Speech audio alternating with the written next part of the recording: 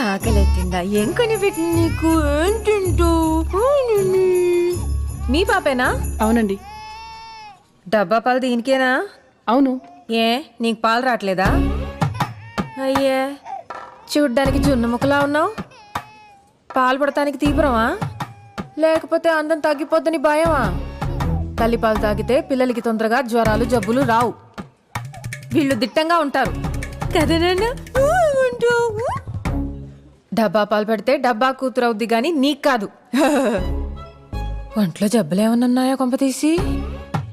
చిచి, మరేం పిల్ల, చక్కగా అన్నంలో అల్లం వెల్లుల్లిపాయలు గాని మెంతులు బాదం పప్పులు నువ్వులు తింటే పాలు చిక్కగా వస్తాయి నీకు. పల్సటి పాలిస్తే పిల్లలకి ఈరోచనాలు అవుతాయి. అర్థమైందా నీకు? ఏంటి అర్థమయ్యేది? అసలు ఎవరు నువ్వు? నీ వయసు ఎంత? నీ మాటలేంటి? ఏదో 10 మందిని కనిపించినట్టు కబుర్లు చెప్తున్నావు.